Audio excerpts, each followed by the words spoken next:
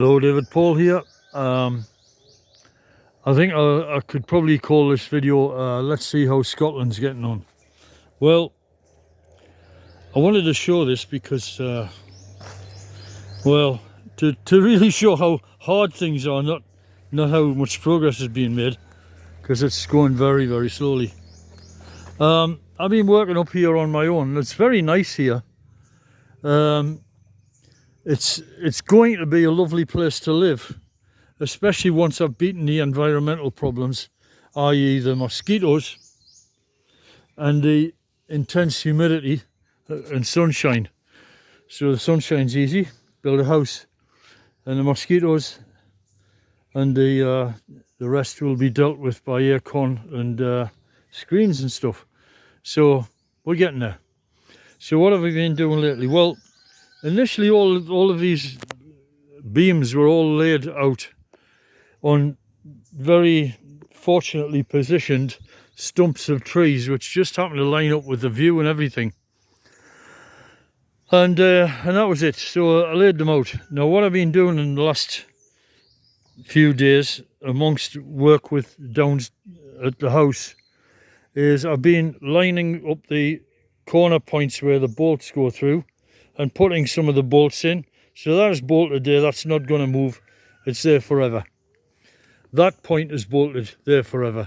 That point is bolted through and actually hammered through into a tree, the tree which is underneath it. So that becomes a really strong, stable point of the whole house.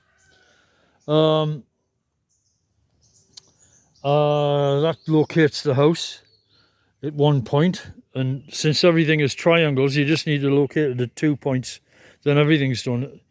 In due course I will put a bolt or a nail or something through there which will stop the house moving in any direction. So we have a lot, say a Jenga puzzle, this thing. You got a beam over there, a post over there holding those beams up, and they're the primary support for all of these over here. Wow. Yes, that's true. Man, that's a lot of cantilevering. This thing here is not even supported. Wow. Just occurs to me that it's not even supported at all. It's counter supported on that one there. But it all holds together. I mean, you only need 3 points of support at any one time in any of these structures and they will stand up. They'll bend about and warp and look a bit weird, but they will stand up while you're working on them.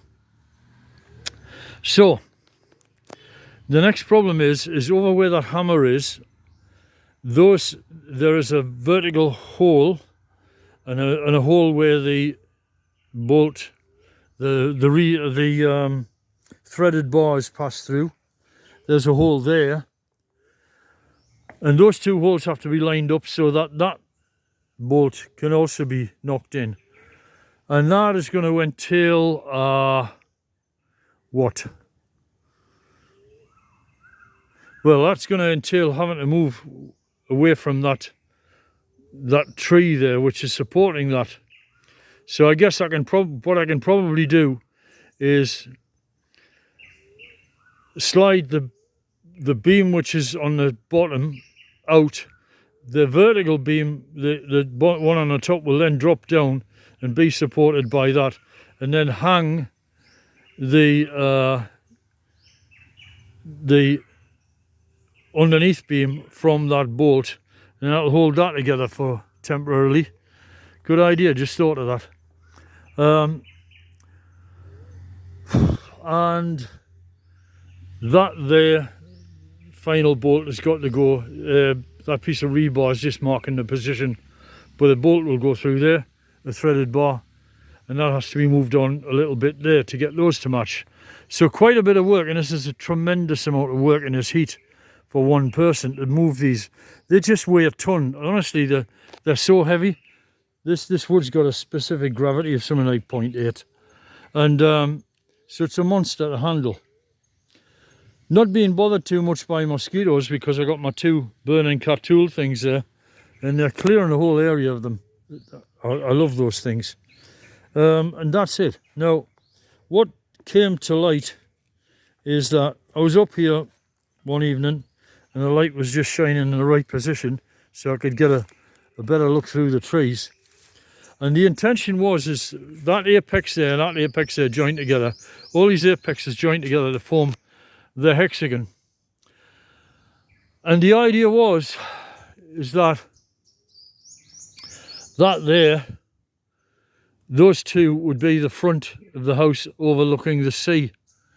But it turns out that I can now see glimpses of the sea through here. From there all the way around to there to there. So the view is not really those two, it's those two and those two. So that's like 1/3 of the house is potential view. And you know what I mean, when you're overlooking a tropical sea with palm trees and beautiful vegetation and boats going by and all that kind of stuff, you want to be having that view, you know.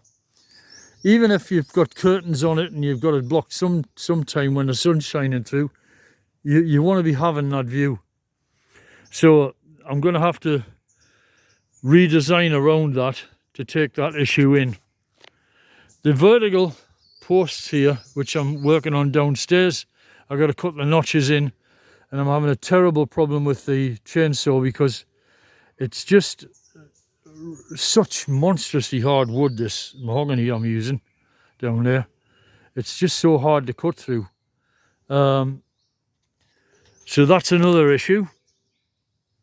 And then once these vertical posts go in, I've figured it out, and I'm going to have a kind of lattice-like structure going around, rather like you would get in a yurt. And that structure, they'll be very thin and light, and easy to carry around and easy to cut for me, who has only a circular saw that does 2.5 inches. So it'll be easy for me to carry those pieces of wood around personally, bring them up here and screw them in. I've got 2 months left to finish this project, and will I get it done, will I not? I really don't know. It could all happen in one big rush, and if I can't get it done, then I think I need to stay in the Philippines for the winter months. But we will see, we will see.